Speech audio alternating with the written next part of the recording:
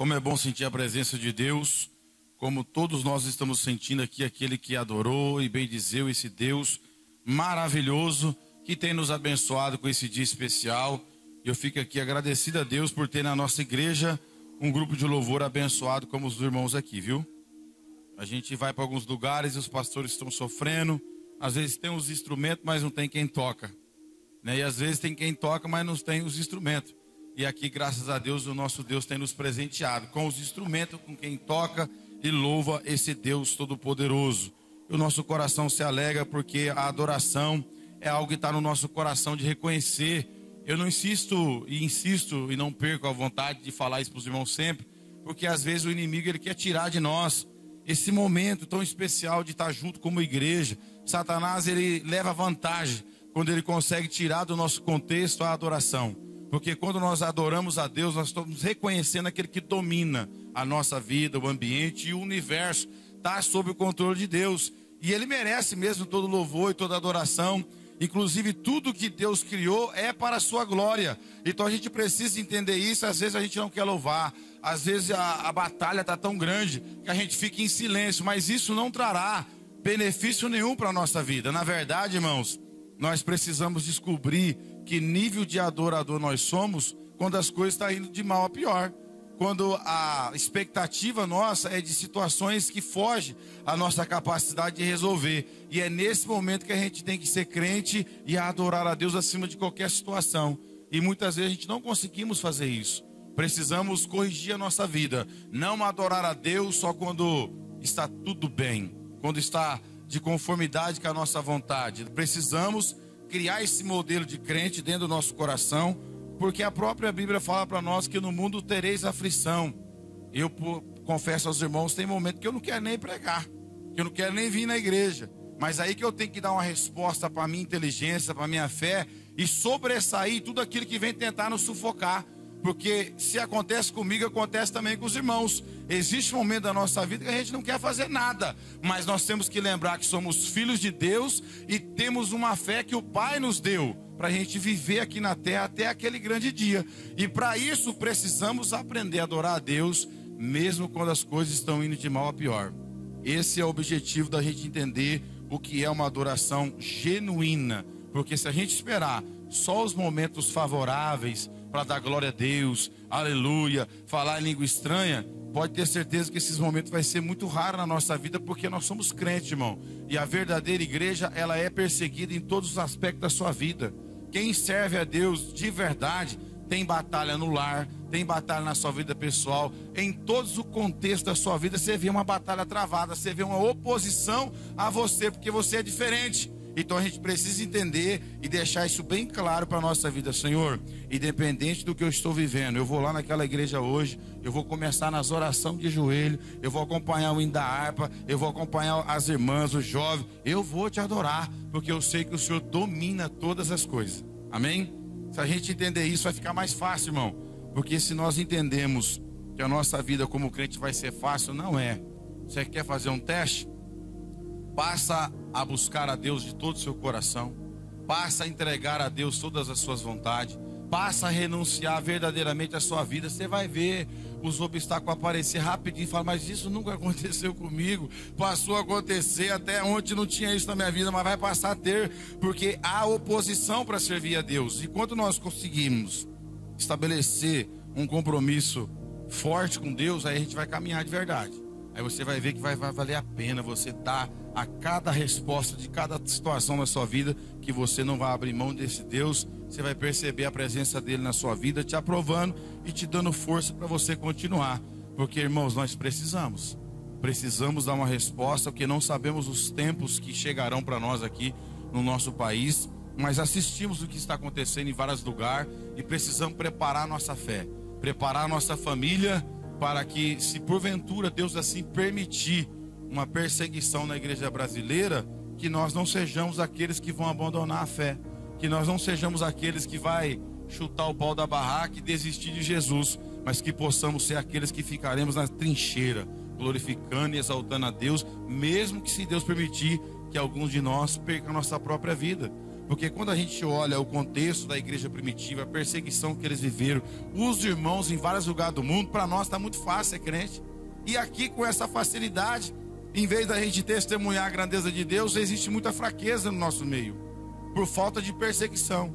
Porque a perseguição aperfeiçoa a igreja. Você vê um povo valente, que sabe que vai morrer, mas não falta do culto, que sabe que vai ser perseguido, mas eles querem adorar, eles querem ouvir a palavra de Deus, mesmo que tem situações perigosas que pode acontecer com a vida deles. Então, irmão, eu estou falando isso aqui só para nós entrar na introdução, que eu quero falar sobre um personagem que ele conseguiu sobressair num período de escuridão da história da humanidade.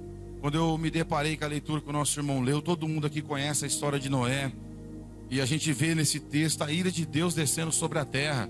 Tem muita gente que não conhece a Deus. As pessoas falam que conhece a Deus e falam que Deus é um Deus bonzinho, amoroso, mas quando você fala isso, você está faltando com a verdade.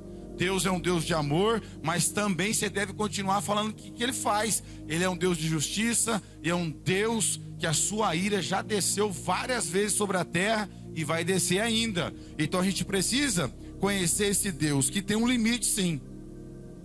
A Bíblia fala que há um limite sim, meus irmãos. Quando a gente olha no livro de Gênesis, aqui mesmo no capítulo 6, no verso 3, está dizendo, pode desligar lá fazendo favor. Então disse o Senhor, o meu espírito não agirá para sempre no homem, pois este é carnal e os seus dias serão 120 anos. Percebe, meus irmãos, que há um limite sim da parte de Deus para com o ser humano. Ele criou o ser humano à sua imagem e semelhança, mas infelizmente após a queda, a Bíblia vem dizer para nós que o homem a cada dia se afastava mais de Deus. E esse Deus resolveu tomar uma atitude, e nós vamos ver isso aqui hoje, amém? Eu quero falar sobre colocando a minha família na arca, ou introduzindo a minha família na arca, ou livrando a minha família da ira de Deus. Porque desde quando eu me entendi como homem, eu percebi que a maior responsabilidade que Deus me deu é cuidar da minha casa, da minha família e da minha vida. A cada dia eu tenho aprendido isso, principalmente com esse trimestre da escola bíblica. Eu tenho deixado meu coração se inclinar nesse tema, porque eu tenho percebido que muitas pessoas, irmão, têm sido destruídas por falta de zelo, de cuidar daquilo que Deus colocou diante de nós, para a gente ser completo, ser feliz, ser realizado. E a Bíblia vai mostrar isso para nós aqui de um homem, de um personagem, que na minha modesta opinião é o homem que mais representa a família na Bíblia Sagrada, porque ele conseguiu colocar a sua família dentro da arca, no período que a ira de Deus desceu, e varreu todo o fôlego de vida. E a gente vai perceber o contexto que ele vivia. Gênesis capítulo 6, verso 5 diz assim: viu o Senhor que a maldade do homem se havia multiplicado na terra, e que era continuamente mal todo o desígnio do seu coração. Viu quem? O Senhor. Há muito tempo o homem, depois da queda, ele aumentou, meus irmãos, a sua malignidade, a sua maldade, a sua perversidade. Infelizmente a gente vê que nesse tempo de Noé, a maldade chegou no seu topo máximo, aonde o céu não suportou mais olhar para a terra e ver tanta maldade, todo tipo de pecado. Eu fiquei pensando comigo aqui, será que no tempo de Noé havia homossexual? Havia. Será que no tempo de Noé havia lésbica? Havia. Bebida forte, todo tipo de entorpecente daquela época já acontecia, porque chegou nas narinas de Deus o suficiente dele tomar uma atitude de colocar fim naquela geração. Uma geração que virou as costas para Deus, uma geração que não queria nada com Deus, que não queria saber das coisas de Deus, somente pecar, pecar, pecar. E a Bíblia fala para nós que um abismo chama outro abismo. O ser humano, quando ele peca, se ele não se consertar, a situação dele vai piorar. Em qualquer circunstância da sua vida, se eu e você pecar, e se nós não confessar e não for diante de Deus, a nossa vida vai de mal a pior. E era assim a geração de Noé. Um povo que virou as costas para Deus. E a Bíblia fala que se casavam e davam-se em casamento, ou seja, o divórcio também era algo comum lá. Banalizaram a família. Havia todo tipo de pecado que chegou diante de Deus, ao ponto de Deus levantar do trono e revelar o que ele ia fazer para alguém aqui na terra. Porque graças a Deus, em todo tempo de malignidade, escuridão, Deus sempre pôde contar com alguém. Deus sempre pôde olhar na terra e encontrar os remanescentes. Só que agora a gente vai ver uma única família sendo preservada da ira de Deus. Então preste atenção, você serve um Deus que é bom, é verdade, ele é bom, é um dos seus atributos. Mas dentro dos atributos de Deus também está a justiça, irmão. A justiça de Deus, ela tem o seu tempo determinado de se comparecer na terra. E a gente vai ver isso. Verso 6. Então se arrependeu o Senhor de ter feito o homem na terra, e isso lhe pesou o coração. Quando nós olhamos aqui no verso 6, há uma problemática aqui se a gente interpretar esse versículo, se Deus se arrependeu.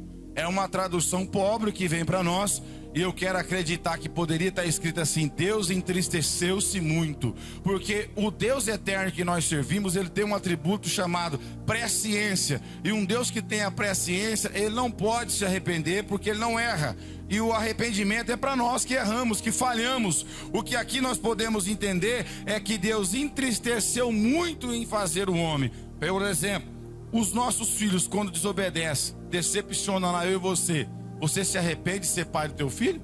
Não, nem eu.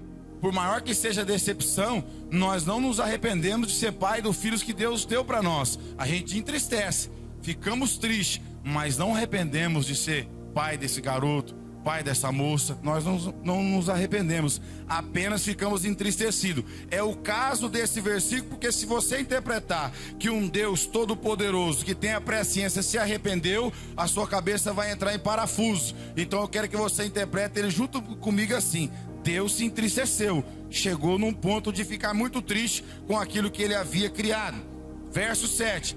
Disse o Senhor: farei desaparecer da face da terra o homem que criei, o homem e o animal, os répteis e as aves do céu, porque me arrependo de haver feito. Mais uma vez Deus se entristeceu muito, porque, irmãos, ele preparou tudo para o ser humano, um planeta perfeito como esse aqui, estabeleceu a primeira família ali no Jardim do Éden, abençoou o homem, concedendo a ele a sua disjuntora, e abençoou aquele casal para que eles fossem fecundos, que eles dominassem sobre esse planeta, sobre essa terra. Mas infelizmente, meu querido irmão, a família sempre foi atacada, o pecado está aí. Depois que Adão caiu, todos nós caímos juntos, e tem que ter agora uma observação da nossa parte para cuidar da nossa vida, sabendo que somos tendenciosos ao pecado.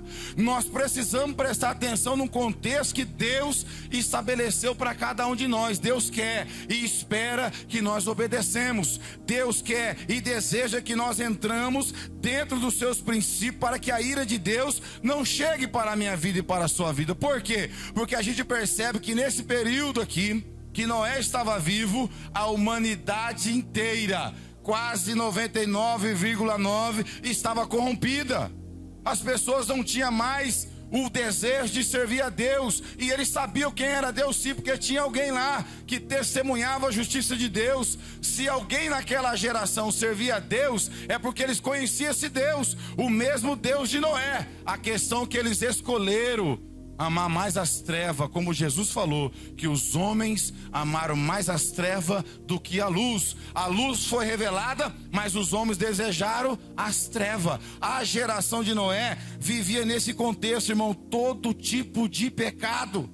Pode você imaginar que havia aborto naquela geração, havia incesto, havia matança de criança, havia malignidade, havia todo tipo de pecado que você possa catalogar aqui, ao ponto de chamar a atenção de Deus para destruir aquela geração. Deus não quis mais permitir a existência daquela geração, porque o pecado deles fedia nas narinas de Deus. Irmãos, olha o perigo que é quando o ser humano vira as costas para Deus.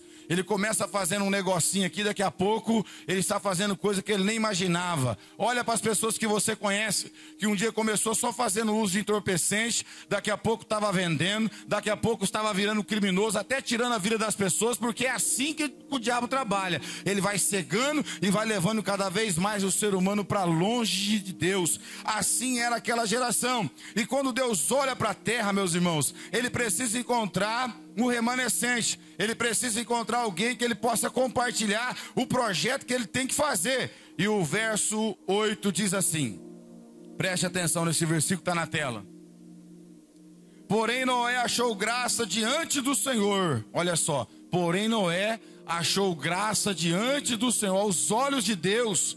99,9% daquela geração estava condenada nos seus delitos e pecados, porque o povo não se arrependia, porque Deus sempre dá tempo para as pessoas se arrepender. O nosso Deus, Ele é bom sim, Ele dá o tempo para a gente reconhecer o nosso pecado, ver a nossa falha, reparar o nosso erro e começar de novo. Aquela geração não queria começar, aquela geração não queria se arrepender, aquela geração queria continuar pecando deliberadamente. E isso tem um preço a pagar, porque existe um Criador que estabeleceu conosco aqui na terra um compromisso. Quando você vê Deus colocando Adão e Eva no jardim do Éden, Deus coloca um limite lá. Deus deu tudo para o homem, irmão, não faltou nada para o homem, nada. Esse Deus é perfeito, presenteou tudo que o homem precisava, já foi ali estabelecido para ele. Mas Deus falou, você vem só até aqui, abençoado. Você não toca aqui na árvore, não coma do fruto. Ele colocou um limite. Ou seja, o Criador de todas as coisas não aceita o ser humano viver aqui embaixo sem limite, sem regras, sem lei, sem princípio. Mas essa geração não quis saber da lei de Deus, não quis saber da vontade de Deus. Eles queriam pecar, casar e dar-se em casamento. A cada dia o pecado se multiplicava. Aí, meu irmão, o Deus que é amor também é justiça. Ele se levanta, olha para a terra, e a Bíblia vem dizer para nós aqui, ó, porém Noé achou graça diante do Senhor. Ou seja, Deus, quando olha para Noé, ele fala, desta família, deste homem, eu vou estabelecer uma nova humanidade, um novo povo. Mas esses que viraram as costas para mim, vai sofrer o dano. E nós vamos ver no texto, preste atenção, verso 9, eis a história de Noé, era homem justo, íntegro entre os seus contemporâneos. Noé andava com Deus. Irmãos, preste atenção o nível desse homem. Num período de maior escuridade da humanidade, tinha um crente lá, tinha um servo de Deus lá, que Deus podia contar com ele. Numa geração corrompida, onde a sociedade já não tinha mais princípio nenhum, Deus olha e vê na terra um homem. Qual que era a sua característica? Ele era justo, ele não era como os demais homens. Na casa dele era diferente, na família dele era diferente. Mas que período é esse, pastor? No pior período que nós podemos assim se lembrar, de raça humana, porque foi aonde a ira de Deus desceu, naquela geração. Mas na casa de Noé tinha justiça, tinha um padrão moral, ali tinha ética, ali tinha temor de Deus. Então eu quero que você vai abrir na tua mente para entender se você faz parte desse contexto, se você que ouve a palavra de Deus, aceitou Jesus como Salvador da tua vida, se você tem uma vida justa, se você vive de acordo com a vontade de Deus. Porque ao contrário de justo, é injusto, corrupto, alguém que não é inteiro. Porque o texto continua dizendo para nós aqui, ó, eis a história de Noé. Olha só, meu, é Deus falando aqui, ó, era homem justo, íntegro, por inteiro. Ele não era mais ou menos, ele não era quebrado, ele não tinha mais ou menos alguma coisa de Deus na vida dele. Ele era íntegro, ele não tinha corrupção. Agora pergunta para mim, para onde esse homem olhava só tinha malignidade. Para onde esse homem interagia com as pessoas não queriam Deus. Mas ele não aceitou a influência do mundo entrar no caráter dele. Quem está me ouvindo? Noé se preservou da malignidade, Noé se preservou do pecado deliberado. Pastor, Noé não pecou, mas o pecado não dominou a vida dele. O pecado não governou a sua casa, a sua família, porque ele não permitiu a influência daquela geração entrar dentro da casa dele. Quem está me ouvindo aqui? Para onde ele olhava, todos estavam corrompidos, porque Deus está dizendo que só encontrou ele. Então, de todos os pais de família que havia na sua geração, Noé estava em pé, mas a totalidade das pessoas estavam caídas, e ele não se corrompeu, ele preservou a sua vida diante de Deus. E eu pergunto para os irmãos, você tem preservado a presença de Deus na sua casa, na sua família? Você tem se mantido justo? Você tem se mantido íntegro perante essa sociedade corrupta? Aonde a gente bate os olhos hoje, irmão, tem corrupção, tem mentira, tem pecado, tem engano, tem malignidade. É tanta influência de lá para cá. Se eu e você ficar com a porta aberta, vai entrar. Se a gente não prestar atenção, porque a humanidade vai de mal a pior. A cada dia, meus irmãos, o ser humano tem piorado. A cada segundo que passa, o ser humano cada vez mais está longe de Deus. E eu pergunto, Deus pode encontrar Noé aqui na igreja? Deus pode encontrar uma família que tem fechado a porta para a influência deste mundo? Porque nós temos que nos lembrar que João 2,15 fala: não ameis o mundo, nem o que o mundo há. Quem ama o mundo, o amor do Pai não está nele. Na casa de Noé não entravam as coisas do mundo. Na casa de Noé não entravam as coisas do mundo lá fora. Ele preservou a sua casa e a sua família. E o texto continua dizendo, eu achei esse versículo poderoso demais. Mexeu com as minhas estruturas, como pode? Aonde não tinha referência nenhuma de sociedade. Para onde esse homem olhava estava corrompido. Mas na casa dele, a Bíblia está dizendo que ele era justo. Ele fazia as coisas corretas, irmão. Os crentes estão fazendo as coisas corretas. Qual é a nossa reputação aí fora hoje? Você sabia que eu tenho vergonha às vezes de falar que eu sou pastor? Eu falo por causa do ministério. Eu falo porque Deus me chamou mesmo para fazer isso. Mas dá vergonha em relação ao que fizeram com esse título. As pessoas que receberam esse título. Os homens que Deus confiou a eles o ministério e a igreja, o que eles fizeram. Olha para a sociedade, vai lá para você. Hoje o crente não compra fiado mais em lugar nenhum. Difícil lugar. Se falar que é cristão e pastor, então não tem crédito na cidade. Por quê? A malignidade, o mau exemplo, não há justiça. A coisa está feia, irmãos. A gente tem que segurar na presença de Deus, a palavra de Deus no nosso coração e ser justo. Você como cristão tem que ser justo. Nós como igreja temos que refletir isso para a sociedade lá fora. Quando o diabo tentar deformar o seu caráter com injustiça, você não aceita. Quando você for tentado a ser injusto, ore. Quando você for desonesto, pede para Deus te ajudar. Senhor, não deixa eu ser assim. Porque Noé não foi, o pastor pregou lá que no contexto da sua geração a sociedade estava perdida, mas na casa dele tinha justiça. Quem está me ouvindo aqui? Tem alguém que me ouve ainda? Tinha justiça, irmão, e a igreja tem uma responsabilidade muito grande. A igreja é luz do mundo e sal da terra. Tem pessoas que não querem vir para a igreja porque não vê justiça em nós. Não vê integridade na nossa vida. Isso é muito sério, irmãos. É muito sério. Por que algumas pessoas não conseguem influenciar ninguém, mas é influenciado por todos? Porque quem governa a vida dele não é Deus. Quando é Deus governando a nossa vida, a gente vai influenciar e não ser influenciado, porque Noé fez isso. Ele influenciou a sua casa, a sua família, ao ponto de não se perder ninguém. Naquela geração que todo mundo estava se corrompendo, ele conseguiu deixar sua família dentro da vontade perfeita de Deus. E o texto continua dizendo ainda, no verso 9 só. Olha as qualidades para esse homem nesse contexto. Num contexto mais terrível que a humanidade viveu, tem alguém lá justo, íntegro. Ele é inteiro. Tem um monte de gente que não é inteiro. Ele é mais ou menos. Olha como é que fica difícil dar glória a Deus. Nós temos que fazer uma autoanálise na nossa vida e perguntar se nós somos inteiros ou nós vamos só até a metade do caminho. Ah, pastor, eu sou mais ou menos, mas não serve. Se não for íntegro, não serve, tem que ser por inteiro. Deus quer alguém pela metade aqui? O que Jesus falou? Quem amar pai, mãe, mais do que a mim, não é digno de mim.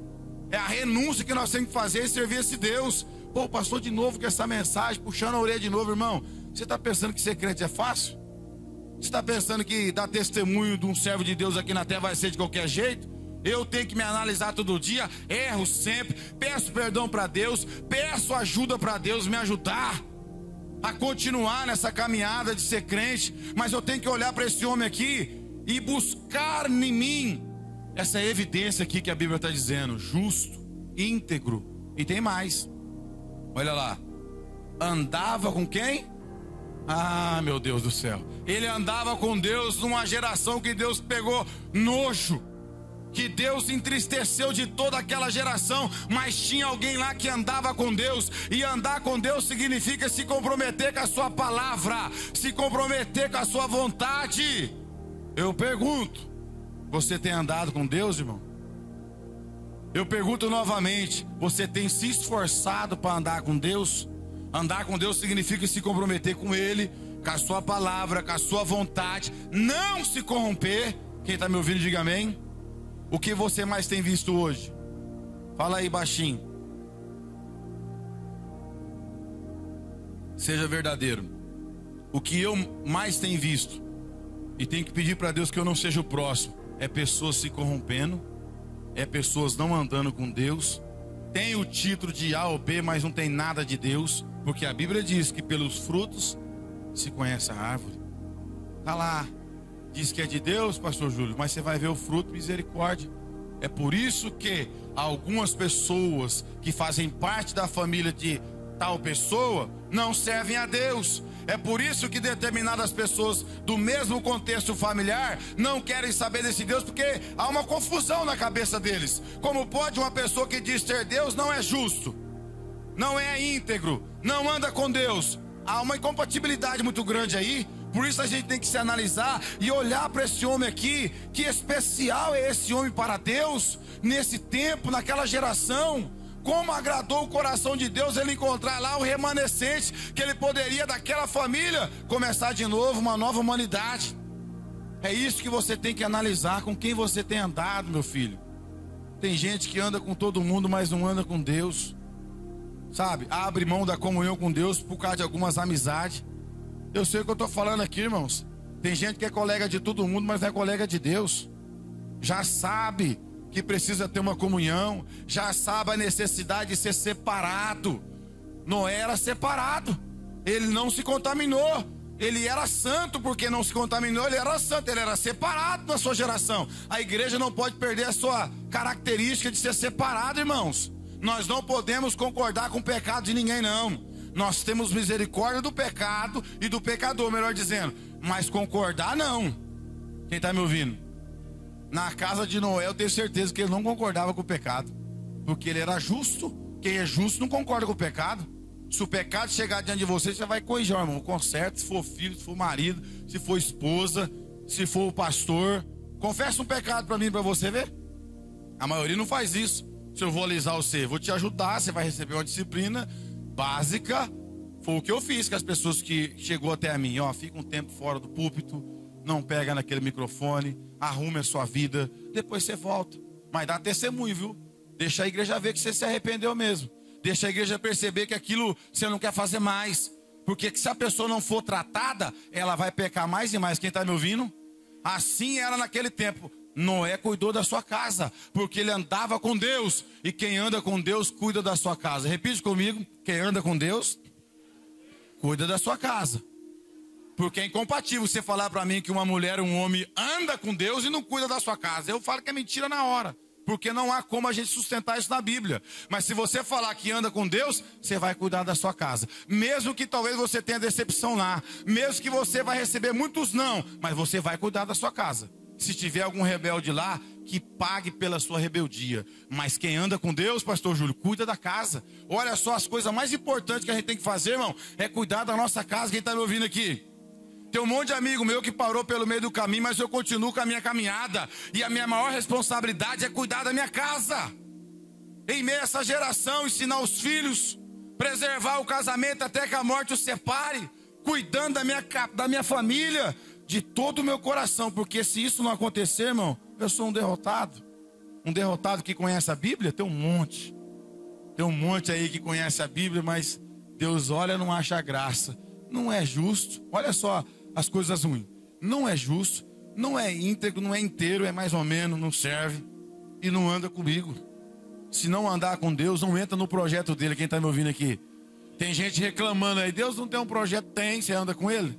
Anda com ele, que o projeto dele vai ser estabelecido e o dele na minha, na tua vida, não vai ser frustrado. E nós temos que analisar a nossa vida, irmão, porque qual a diferença da nossa geração da de Noé? Tá tendo aborto, pastor? Tem, é recorde. Tá tendo incesto? Tem, pastor, e é muito. Tem prostituição? Tem. Tem adultério? Tem. Tem fornicação? Tem. Tem malignidade, matança? Tem demais. Eu posso até afirmar que pode ser até igual ou pior do que a geração de Noé. Só que o plano de Deus hoje é outro. O plano de Deus é resgatar a igreja e depois as taças da ira de Deus estabelecer na terra. mas também será destruído, porque a Bíblia fala que os céus e a terra passarão, mas as minhas palavras não há de passar. Mas aquele que anda com Deus, é reto, justo, certamente vai ser preservado. Por quê? Deus destruiu a geração de Noé? Responda aí. Sim, mas ele e a família dele foi destruído? Então mais uma para a gente aprender. O mundo está desfrutando dos pecados aí, nós estamos evitando o pecado. Só que eu e você vai ser livre da ira de Deus. A ira de Deus vai descer, vai pegar esses que não quer nada, os desobedientes, aqueles que não andam com Deus, mas andam com o mundo, andam com tanta gente, mas não com Deus. A ira de Deus vai alcançar eles. Mas eu e você, se estivermos firmes com Jesus, Deus tem livramento para mim e para você. Amém? Verso 10. Gerou 3 filhos, Sem, Cã e Jafé. Presta atenção, ele tinha 3 filhos homens, irmão. 3 filhos homens, que não se corrompeu com toda aquela geração. Olha só, um dos meus maiores desejos é ser um pai como ele, que de vez em quando eu acho que eu sou meio ruim. De vez em quando falta para mim ser firme como Noé, porque deixar 3 homens casados, livre da perversidade daquela geração, que pai que é esse, André? Eu quero conversar com Noé. Quando eu chegar lá nas bodas do Cordeiro, onde nós vamos cear com Jesus, eu quero cumprimentar ele, mas Noé, pai do Senhor, rapaz, me explica aí, como que você criou 3 filhos homens, macho, e não permitiu que nenhum deles se desviasse, rapaz, na geração daquela, onde Deus matou, onde havia tanta malignidade que Deus precisou destruir. E ele vai explicar alguma coisa lá, né? Ele vai falar que eu era exemplo para meus filhos. Olha que palavra. É porque eu era o sacerdote da minha casa. Os meus filhos me viam andar com Deus, porque se ele andava com Deus, em todas as suas atitudes refletia Deus. Quem está me ouvindo? Em tudo que Noé ia fazer, os filhos via, meu pai é diferente demais, rapaz. Compra, paga, trata bem a minha mãe, cuida bem de nós. Pensa num homem abençoado, é meu pai. Então, quando ele dá esse testemunho, ele influencia quem? Os filhos. Irmão, eu sei que vai ter momentos na nossa vida que a gente vai ser exemplo para os nossos filhos, eles não vão querer nada, fique em paz. Esses aí são os rebeldes. O que não pode faltar para nós que se diz ser crente, faltar para nós esse exemplo de pai, porque tem um monte de gente aí que não consegue trazer o filho para a igreja, em hipótese alguma, porque o filho não vê Deus nele. A família não vê Deus nele, então não vem mesmo. Agora vem cá, ninguém consegue, irmão. Se Deus estiver resplandecendo na tua casa, na tua família, eles vão querer saber quem é esse Deus que mudou o seu jeitão, mudou o jeito de você falar. Você brigar com todo mundo, não briga mais na sua casa. Você trata todo mundo com amor e respeito. Você acha que não chama atenção isso nos dias atuais hoje? Quando você vê um filho educado com pai e mãe, não é bonito demais? Rapaz, esse menino é diferente. Olha só como é que essa moça trata o pai dele, a mãe dela. É diferente, chama atenção, as pessoas percebem. Porque nesse tempo de falta de educação, é o que está precisando é de bons exemplos. Então a gente precisa entender que ele tinha 3 filhos homens e o seu exemplo fez que os seus filhos não se perdessem. Olha o que Deus vai revelar para quem tem intimidade com ele. No verso 13, acompanhe. Então disse Deus a Noé. Quando Deus vai fazer alguma coisa, ele sempre fala mesmo para a igreja, né, irmãos? Eu vi hoje, eu estava num culto, irmãos, lá em Londrina, quando Deus tomou uma mulher e falou com aquela convenção que Deus estava dando um grande livramento para a nação brasileira nas eleições passadas. Eu estava nesse culto, não sei se o Levi estava nesse culto em Londrina, e foi algo poderoso. O que Deus falou lá aconteceu. E Deus tem falado através da sua palavra e dos seus profetas. Ele sempre avisa a igreja. Deus não deixa de avisar a igreja, irmão. A igreja é a noiva, o pai avisa o que vai acontecer. E nós precisamos entender que a intimidade que Deus tinha com Noé fez que Deus revelasse para ele o que Deus ia fazer. Olha só o verso 13. Então disse Deus a Noé: resolvi dar cabo de toda a carne, porque a terra está cheia de violência dos homens. Eis que o farei perecer juntamente com a terra. Para quem Deus foi revelar isso? Para a única pessoa que estava posicionada para ouvir a sua voz. Para aquela família que não se corrompeu, para aquela família que permaneceu andando com Deus. Quem anda com Deus, irmão, sabe o que Deus vai fazer.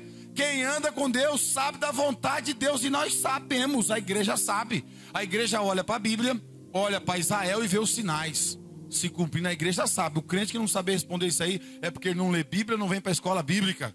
Se você perguntar para um crente fiel, Jesus está à porta, se ele for, as enfermidades, as guerras, Israel, está tudo se cumprindo, a malignidade, a maldade, que também é um sinal. Ele vai saber responder. Por que ele vai saber responder? Porque Deus comunica à sua igreja o que ele vai fazer. E é verdade, Deus avisa a igreja. E aqui agora, tantas famílias na terra, eu não sei a quantidade de habitantes que tinha naquele tempo, mas Deus resolve, presbítero Márcio, falar com aquele homem, ou não é? Eu vou dar cabo. Aí Deus vai revelar para ele o projeto. Deus vai entregar para ele uma grande responsabilidade de construir a arca, que todo mundo aqui sabe da história, que só a duração da construção da arca, irmão, foi 120 anos. Aí eu pergunto, meu irmão, para trabalhar um ano registrado já é difícil, recebendo. O irmãozinho vai levantar que nem uma manhã cedo. Nós recebendo já é difícil trabalhar, não é verdade? Recebendo salário todo mês, a gente não quer ir. Agora explica para mim, que influência é essa? Que poder de pai é esse que coloca os filhos engajados dentro do projeto de Deus e faz os filhos trabalhar 120 anos aproximadamente na construção dessa arca? Quantas vezes o desânimo não bateu, o sol quente, o desprezo dos moradores? Que é isso que vocês estão fazendo? Zombando da fé deles, do objetivo de ouvir a voz de Deus e cumprir tudo que Deus havia falado. Mas eu tenho certeza que tinha oração na casa de Noé. Tinha que ter. Vamos orar aqui, meus filhos. Nós vamos trabalhar agora lá no projeto que Deus falou para o pai, para não ter desânimo, para vocês não dar ouvido a essa multidão perdida. E eles oravam. Com certeza a Bíblia não diz, mas eu estou conjecturando, porque para fazer tudo isso aqui sem comunhão com Deus ninguém faz. Você concorda comigo, irmão? A gente que está trabalhando ali na obra, tem dia que a gente não quer ir, né, Márcio? E ver como é que é difícil. O corpo quer ficar em casa, a gente quer fazer as trocas nós, a gente quer inverter valores, porque quando é para nós a gente põe força e levanta cedo, mas quando é para Deus, deixa para o outro fazer, faz de qualquer jeito. É reprovado isso. Agora a gente vê que Noé com seus filhos tinha um foco: obedecer a voz de Deus e concluir aquele projeto, fazer aquela grande embarcação. Irmão, 120 anos de trabalho. Por que então você está tão fraco de fazer uma coisinha para Deus aí? E não havia chovido, hein? Porque às vezes para fazer as coisas para Deus, menino, que é uma semana, às vezes é um sábado aqui para limpar, às vezes não sei o que é que Deus pediu de cada um de nós aqui, a gente não põe força, irmão. É um dia, às vezes é um mês, às vezes é algumas horinhas só de oferta que você vai fazer de gratidão para Deus em relação àquilo que Ele pediu para você. E Deus vê o que? Fraqueza, Deus vê desânimo, Deus vê desprezo. Mas aqui a família de Noé não teve desprezo não. Vamos para cima, pai, vamos fazer. Deus falou com o Senhor, então nós vamos fazer. E na fé do pai os filhos obedeceram, irmão. Dá para você parar a pensar isso aí? 120 anos trabalhando para uma voz que falou com o pai deles, e eles concluíram aquele grande projeto. E a gente vai saber para quê? Para preservar a vida deles, dos animais, das espécies, que Deus ia penalizar toda a terra, mas Ele queria preservar a vida das espécies dos animais e aves, como você já sabe no texto, como nosso irmão leu. Mas você precisa abrir o teu coração para isso. Não coloca fraqueza no projeto que Deus te deu, não. Se eu falar para os irmãos que eu sou super-herói, eu não sou. Vou revelar para os irmãos, tem dia que eu estou chorando sozinho, pedindo ajuda para Deus. E eu tenho aqui homens de Deus, obreiros abençoados, que não me deixam sozinho lá, graças a Deus. Mas eu me peguei chorando esses dias, me sentindo incapaz, fraco, diante do desafio. O Senhor me ajuda, pai. Eu fiquei lembrando de Noé, o Senhor tem misericórdia da minha vida. Eu fiquei, esse camarada trabalhou 120 anos para terminar. Nós estamos 7 meses só, não pode berrar. Não pode berrar. Temos que continuar, porque ali também vai ser uma embarcação de salvação. Assim como a arca preservou a vida das pessoas, a igreja também preserva. O pecador que entra arrependido e aceita Jesus, ele é salvo, o nome dele é escrito no livro da vida. Nós estamos dentro de um grande projeto, não podemos mostrar fraqueza. Quem está me ouvindo? Mas eles vão mostrar e continuaram. Verso 18 está escrito assim, ó: contigo, porém, estabelecerei a minha aliança. Entrarás na arca, tu e teus filhos, tua mulher e as mulheres de teus filhos. Irmão, olha só, um homem que andava com Deus conseguiu, através da influência que ele dava para toda a família, colocar toda a família no projeto de Deus. Irmãos, por favor, ganhe almas para Jesus, faz isso, mas em especial ganhe a sua família. É bonito demais quando você vê um pregador. Eu conheci José Irion, um dos seus testemunhos. Ele falou, tinha dado 17 voltas no mundo, quebraram as pernas dele na Alemanha, Ele já foi pregar na Índia, em vários lugares do mundo. Ele falou assim: eu estava ganhando o mundo para Jesus e perdendo meus filhos dentro de casa. Deus mostrou isso para ele. Ele ganhava, um homem conferencista internacional, você pode pesquisar e ver, renomado mundialmente falando. Ganhava um monte de gente, Márcio, em vários países, e graças a Deus por isso. As pessoas aceitavam Jesus, só que ele estava perdendo os seus filhos dentro de casa. O que eu quero dizer é o seguinte: pregue, ganhe pessoas fora da sua família, mas em especial, ganhe os seus filhos para Jesus. Ganhe a sua casa para Jesus, a sua família, traga para o reino de Deus, porque o texto acabou de dizer para mim e para você que Deus falou para ele: ó, você concluiu o projeto, você obedeceu, você anda com Deus, você é reto, você é justo, íntegro, toda a sua casa vai entrar. Aí ele está falando: contigo, porém, estabelecerei a minha aliança. Irmão, que privilégio. Deus estabelece uma aliança com o homem aqui embaixo. Deus estabelece a aliança com nós, sabia? Você está aqui desse jeito aqui, mas com Jesus, Deus estabeleceu uma aliança comigo e com você. Nós somos a igreja, nós somos a noiva do Cordeiro. Isso é uma aliança eterna. Se você manter a sua parte, Deus não vai quebrar a parte dele. Foi o que Deus falou aqui para Noé no verso 18. Contigo, porém, ele obedeceu. Ele era diferente. Na casa dele não entrava impiedade, na casa dele o pecado não dominava. Ele liderava a sua casa, ele liderava a sua família, ele dava exemplo. Porque é muito fácil querer liderar na força do braço. Tem um monte de pastor e obreiro que não pode fazer isso. Manda a mulher fazer uma coisa, mas não faz. Manda a mulher ser fiel a Deus, mas não é. Cobra coisa dos filhos que eles não fazem. Então não vai funcionar, irmão. Não vai funcionar, nem comigo e com ninguém. Agora, se você falar: faz o que o pai está fazendo, veja se o pai está fazendo isso, o filho vai ter que analisar, falar: é verdade, meu pai não faz isso. Agora, não adianta querer dominar com a força do braço. O texto está mostrando aqui que através dessa aliança, olha que privilégio para ele. Olha lá, ó. Porém, estabelecerei a minha aliança, entrarás na arca. Irmão, na época que o juiz de Deus ia descer, tu, teus filhos, olha o privilégio, tua mulher e as mulheres de teu filho. Que privilégio que é esse, irmão? Ele sabia que Deus ia destruir toda aquela humanidade. Ele falou: agora não é.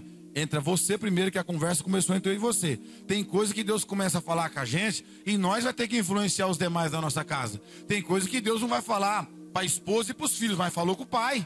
O pai vai ter que ter a capacidade de influenciar os filhos, ou a mãe vai ter que ter a capacidade de influenciar toda a família, porque Deus não falou com todo mundo, mas falou com Noé, e ele teve essa capacidade de influenciar, deixar toda a família no projeto de Deus. É difícil de você deixar toda a sua família esperando Jesus?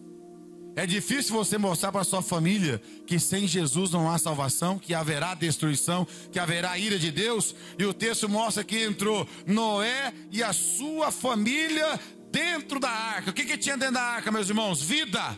E fora da arca? Morte. Dentro da arca, preservação da vida. Fora da arca, a Bíblia fala que todo espírito morreu. Todo aquele que tinha fôlego expirou, porque Deus assim decidiu destruir. Eles não quiseram nada com Deus. Você sabe o que eu aprendo aqui? A nossa arca é Jesus Cristo. Quem está em Jesus tem vida. Quem não tem Jesus tem morte, porque o texto sagrado vem falar: quem crê e for batizado será salvo. Quem não crê já está condenado. Não precisa morrer fisicamente para estar condenado. Respirando mesmo já está. Se não comungar a fé, se não aceitar Jesus como Salvador da sua alma, já está condenado. Mas Noé foi até o final. Olha o verso 22 do mesmo capítulo 6 aí, ó. Assim fez Noé, consoante tudo que Deus lhe ordenara. Irmãos, quem quer ser salvo tem que cumprir o que Deus deixou na sua palavra. Pastor, eu não sou perfeito, eu também não, mas nós temos que nos esforçar, ser firmes e constantes e abundantemente na obra do Senhor, até que Ele venha. Temos que fazer a vontade de Deus, sim. A nossa vontade tem que morrer, irmãos. Tem um monte de gente que quer ter vida aí, mas não faz a vontade de Deus. Eu quero vida, eu quero autoridade, eu quero poder, eu quero uma família abençoada, mas não renuncia a nada. Noé renunciou, irmão. Ele poderia ficar no contexto do forró, do pagode, do que tinha na sua geração lá, da cachaça. Ele renunciou tudo e falou: eu vou andar com Deus. E isso resultou para ele o quê? Salvação, longevidade e toda a sua família salva. Quem está me ouvindo? Irmãos, nós temos uma missão. Fomos alcançados por Jesus. E eu espero que você possa entender isso. Preservar a sua vida na integridade. preservar a sua família, ser diferente, não permitir que você possa ser engolido com esse sistema maligno. Olha o verso 1 do capítulo 7. Em 5 minutos a gente termina. Olha o que Deus faz. Ele abençoa. Disse o Senhor a Noé: entra na arca, tu e toda a tua casa, porque reconheço que tens sido justo diante de mim no meio dessa geração. Olha de novo Deus falando: pode entrar, meu filho, você não vai morrer, a minha ira não vai te alcançar. O que eu tenho para descer para essa terra não é para você, porque eu tenho visto que você é justo, que você está na minha presença, que você anda comigo. Aqui está a diferença, irmão. Pode até acontecer algumas coisas erradas com nós aqui na terra, mas não está dentro da ira de Deus. Por exemplo, o justo morre. Tudo que sucede ao justo, sucede também ao ímpio. Carro do justo quebra, sofre acidente, está dentro do avião, morre também. Só que isso aí é irrelevante, não é a ira de Deus. Isso são as misérias humanas que está sujeita a qualquer um de nós. Agora, me mostra um justo caindo dentro da ira de Deus. Não. Morrer a gente vai mesmo, não sei como. Uns vai novo, outros vai mais cansado, mas vamos morrer. Mas isso não é a ira de Deus. Isso aqui é a ira de Deus. Entra você e tua casa, porque a minha ira vai descer. Guarda toda a sua família aí, porque eu tenho visto que você está na minha presença, e a minha ira não é para você não. A ira de Deus não é para quem obedece, irmão. Quem está me ouvindo aqui? Da parte de Deus não vem essas coisas para quem anda na presença dele. Da parte de Deus não. Pode ser da humanidade, que a todo momento está infringindo as vontades de Deus e fazendo mal mesmo. Os irmãos estão percebendo o que está acontecendo no país, a Nicarágua. Até os bispos e padres lá estão sendo presos agora. Coisas que eram intocáveis estão sendo presos. Estão sendo proibidos de celebrar a palavra de Deus naquele lugar. E agora nós vamos aqui, irmãos, no Gênesis capítulo 9, para encerrar. O que Deus fez depois de tudo isso que aconteceu. Dentro da arca, vida. Fora da arca, morte. Repete comigo assim: dentro da arca, vida. Fora da arca, morte. Com Jesus, vida. Fora de Jesus, morte.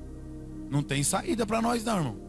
É Jesus, e ele falou: quem crê, eis que vou dou vida e vida com abundância. A vida com abundância não está relacionada a só bens materiais, não. A vida com abundância é vida espiritual, sem pecado, sem acusação. Porque a Bíblia fala: quem está em Cristo, nova criatura é, as coisas velhas se passaram, tudo se fez novo. E Romanos 8, primeiro diz o quê?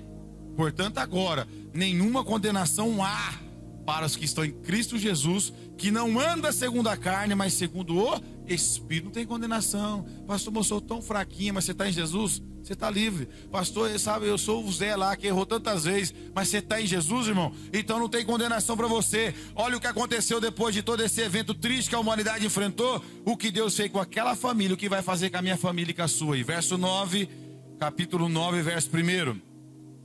Tá na tela? Aí, irmãos, isso aqui é para nós, ó. Abençoou Deus a Noé e seus filhos. Ele disse: sede fecundos, multiplicai-vos e enchei a terra. Foi a partir desse homem que a humanidade recomeçou com a sua família, porque ele andava com Deus, porque ele tinha integridade, porque ele era justo. Vale a pena, irmãos? A qualquer momento a ira de Deus pode descer. Antes disso a igreja será arrebatada. Não fique para trás. Não fique para trás. Arrume a sua situação com Deus, busque mais a Deus, ame mais as coisas de Deus, e com certeza você não vai ver a ira de Deus, porque eu não vou ver, a igreja também não vai ver. Todos aqueles que estiverem envolvidos com a vontade de Deus será livre da ira de Deus. Nós vamos ver o melhor de Deus, irmãos. Tem a bodas do Cordeiro para nós, uma ceia. Desde Adão até aquele momento do arrebatamento vai ter uma ceia grande, e a Bíblia fala que Jesus vai nos servir lá. Que tremendo que vai ser isso. Todas as gerações estará reunida nesse lugar, e a igreja vencedora estará lá. Para nós não vai ter isso, irmão. Então a gente precisa amar esse Deus e continuar na sua presença. Amém? Que Deus abençoe os meus irmãos, que essa palavra possa falar melhor no seu coração, que você venha ficar cada vez mais próximo desse Deus, o Deus de Noé, que preservou a sua casa e a sua família.